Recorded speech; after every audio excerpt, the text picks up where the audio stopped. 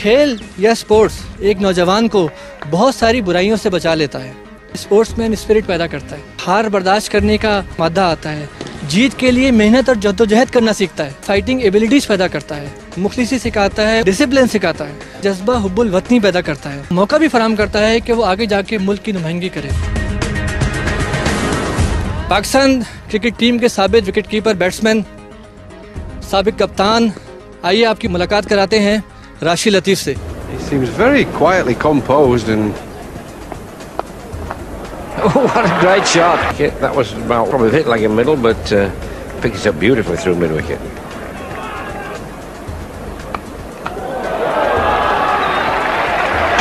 For Rashid Latif, a very, very good innings.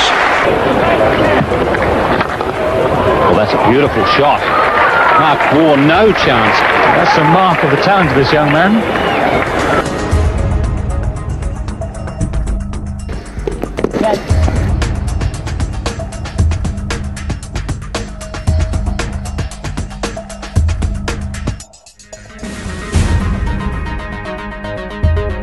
बहुत ज़्यादा खुशी हुई थी कि राशिद भाई के अंडर में हम लोग सीखेंगे, बहुत कुछ सीखने को मिल रहा है यहाँ पर। पढ़ाई मेरी अल्लाह का शुक्र चल रही है, अभी मैट्रिक के पेपर मैंने दिए हैं। तालीम जो है वो बहुत ज़रूरी है, चाहे आप किसी भी फील्ड में हो। अगर आप तालीम मुकम्मल करोगे तो आपको आगे बढ़ना ज़्यादा आसान है। नहीं, बिल्कुल पैसा नहीं लिया था, लेकिन लोग ये समझते हैं कि यहाँ पे आके हम प्लेयर बन जाएंगे, पाकिस्तान से खेल जाएंगे।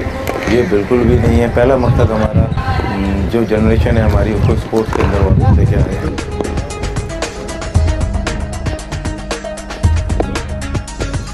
प्लेयर वही बनता है जो कि ना बगैर अलार्म के सुबह उठ जाए।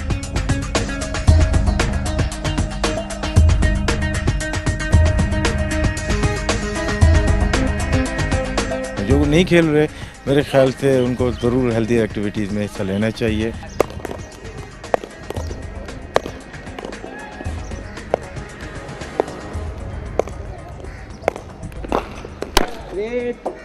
अगर मैं डिसिप्लिन होऊंगा तो मेरे पूरी नीचे की जो जनरेशन है वो डिसिप्लिन होगी। यहाँ पे हर मज़हब, हर ज़ुबान बोलने वाला लड़का यहाँ पे आपको एक किट में नज़र आ रहा है। हमेशा अपनी ज़ात पर इस मुल्क की इज़्ज़त को, इसके वक़ार को तरजीह दोगे।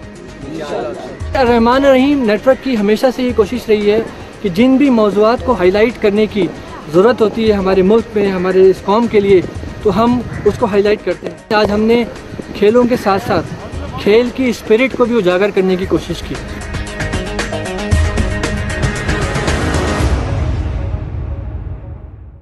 औज़ुबिल्लाहि मिनश्शैतानिर्रजीम, बिस्मिल्लाहिर्रहमानिर्रहीम।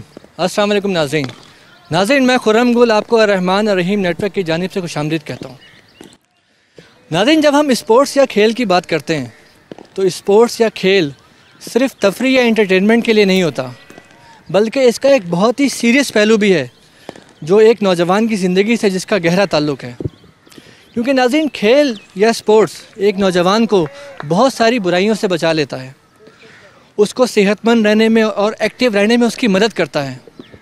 नाज़रीन, आम तौर पे ये देखा गया है कि जो बच्चे स्पोर्ट्स की एक्टिविटी में इन्वॉल्व नज़र नहीं आते या जो बच्चे ग्राउंड्स में नज़र नहीं आते हमें, तो वो बहुत सारी और ऐसी एक्टिविटीज़ में शामिल हो जाते हैं जिससे उनके अंदर बहुत सी गलत आदत डेवलप हो जाती हैं और माशरे की बहुत सारी बुराइयों का हिस्सा भी बन जाते हैं, जिससे ना सिर्फ वो अपना फ्यूचर डार्क कर लेते हैं बल्कि अपनी फैमिली का, अपने यहाँ तक कि अपने मुल्क के फ्यूचर को भी दाव पे लगा लेते हैं। लेकिन नाज़रीन, यहाँ पे सबसे खुशआइन बात यह है कि हमारे मुल्क में कुछ ऐसे लोग भी हैं जो हमारे नौजवानों को मोटिवेट करके इन ग्राउंड्स में लाने में अपना भरपूर किरदार अदा कर रहे हैं। और नाज़रीन, इस अजीम मकसद के लिए उन लोगों ने अपनी ज़िंदगी को इस काम के लिए डिवोट कर रखा है। जी नाज़रीन, मैं इस वक्त आपकी एक ऐसी शख्सियत से मुलाकात कराने वाला हूँ कि जिन्होंने क्रिकेट की दुनिया में बहुत नाम रोशन किया पाकिस्तान का, और क्रिकेट से रिटायरमेंट के बाद भी आज भी वो क्रिकेट के हवाले से हमारे मुल्क में नौजवानों की तरबियत कर रहे हैं और अपनी खिदमत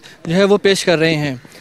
पाकिस्तान क्रिकेट टीम के साबिक विकेट कीपर, बैट्समैन, साबिक कप्तान, आइए आपकी मुलाकात कराते हैं राशिद लतीफ़ से। राशिद भाई, सबसे पहले तो मैं अर्रहमान रहीम नेटवर्क की जानिब से और इस पूरी कौम की जानिब से आपको तहे दिल से मुबारकबाद पेश करता हूँ इन खिदमात के सिलसिले में जो आप गुज़िश्ता 10-12 बरसों से हमारे मुल्क में हमारे यंगस्टर्स के लिए जो आप खिदमात पेश कर रहे हैं।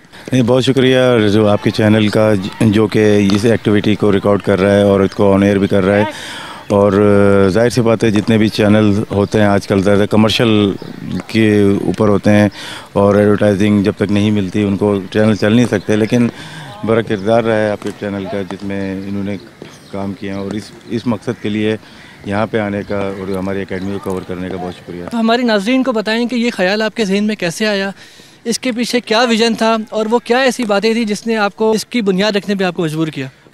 एक्चुअली जब क्रिकेट खेल रहा था मैं, जब रिटायरमेंट के बाद नहीं, मैं जब खेल रहा था 2000 में स्टार्ट कर ली थी एकेडमी। और मकसद उसका यही था कि जब पाकिस्तान से खेलने के बाद अल्लाह ताला ने शोहरत दी और इतना नाम दिया, तो जब भी कराची से या कहीं से भी गुजरता था तो वही कल्चर हमें नज़र आता था कि प्लेयर्स हमारे प्रैक्टिस की जगह ढूंढ रहे हैं कि प्रैक्टिस की जगह नहीं है।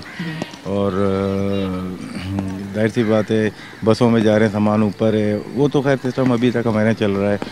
तो एकेडमी का कोई ख्याल नहीं आया था, बस एक फैसिलिटीज़ प्रोवाइड करने के लिए सोचा था कि इनको दी जाए।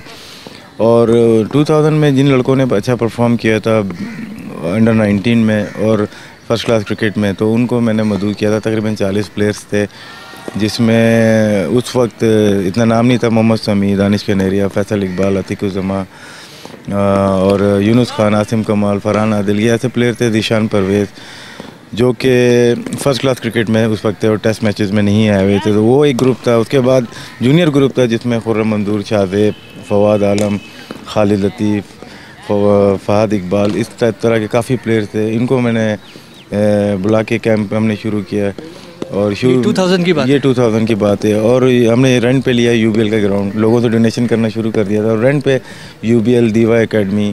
फिर बुखारी साहब कराची क्रिकेट एसोसिएशन के जो सेक्रेटरी हैं, उन्होंने हमें ऑफ़र की केसीसीए ग्राउंड की। 2 साल हमने वहाँ पे भी किया, लेकिन वो फिर ग्राउंड बनने लगा, काम होने लगा, तो वहाँ से भी हम लोग हट गए। तो उसके बाद हमने सीमेंट विकेट पे हमने अपना काम छोड़ा नहीं और सीमेंट विकेट पे हम खेलते रहे। उस असना में पाकिस्तान में की टीम में मेरी कॉल भी हो गई और मैं पाकिस्तान के लिए खेलने लगा, फिर कप्तान भी बना।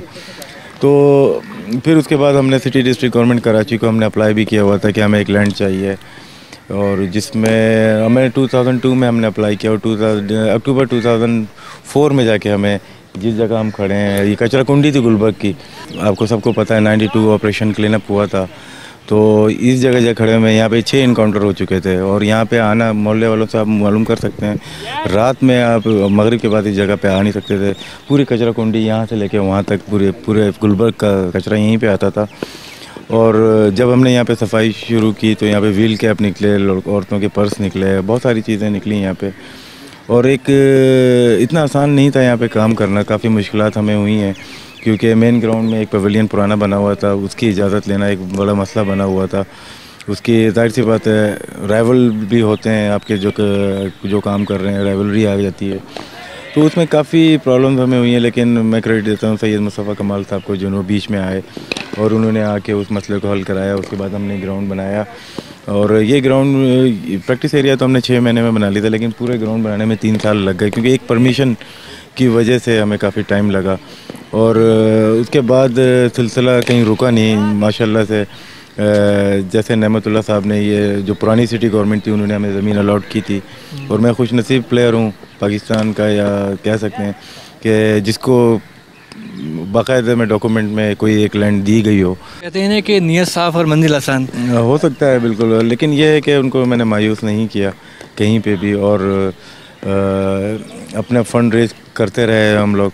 और माशाल्लाह से अब ऐसा हो गया कि हम ग्राउंड अपना रेंट पे देते हैं और जितने भी अखराजात आते हैं उसको हम कवर करते हैं। 250 बच्चे हमारे पास यहाँ पे हैं तकरीबन गुलबर्ग में, और हमने स्टार्ट कर दिए कोरंगी भी, जो कि सिटी डिस्ट्रिक्ट गवर्नमेंट ने 8-9 ग्राउंड बनाए हैं, जिसमें से 4 एक्टिव हो चुके हैं, 2 एकेडमीज चल रही हैं और 2 पे मैचेस चल रहे हैं।